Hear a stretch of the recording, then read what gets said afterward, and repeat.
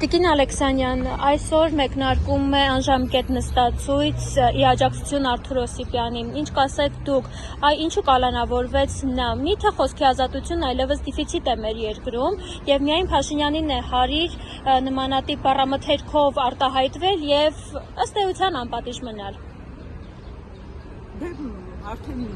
տևական ժամանակ է մենք տեսնում ենք խոսքի համար մարդկանց բանտերում խոսքի համար,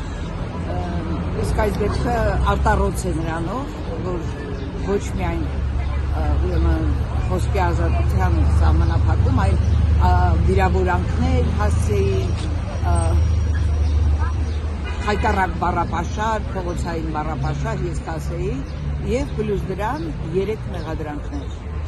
որ 3 խուլիգանություն, չգիտեմ եւ այլն։ Սա արտառոց դեպք է եւ շատերը, որոնք ճանաչում են շատ լավ Արթուր Օսիպյանին, ասում են, որ նա կգնա մինչև վերջերս հացադուլով, այսօր 14-րդ օրն է եւ շատ մտահոգիչ է, որ նա հացադուլը շարունակում է եւ այս միջոցներ պետք է ձեռնարկենք,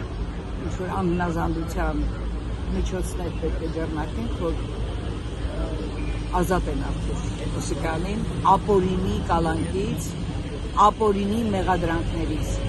Գլխավոր դատախազը ուղղակի հակված է ակնհայտ ապօրինի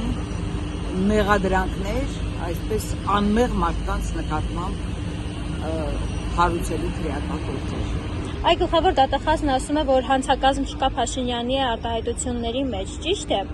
բայց արդեն Արթուր Օսիպյանի զուտ մոտեցել էր մարդը եւ հարցեր տալիս, բայց այս մի հարցի համար նրան արդեն կալանքի են տարել։ Ինչու դատախազությունը շարունակում է թելել Նիկոլ Փաշինյանի թելը։ Արթուր Օսիպյանի հարցը շատ անցանկալի հարց է Նիկոլ Փաշինյանի համար եւ չպատասխանելով հարցին եւ ինչ պիտի պատասխանել հարցին չկարողանալով պատասխանել, այդ ձևը քոնի որոշեց վիրավորել, նվաստացնել, այդ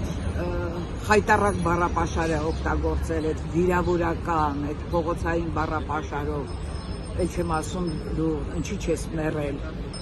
դու ինչի ես կենթանի, դու ինչի ես կրկնում ես, հոգու ճիճներ է դիրա, էլի որ իր ցանկությունների մասին այլևս չի վախենում լռել։ Բայց ուղղակի շատ անկեղծ էր ասում, ինչու ես դու կենթանի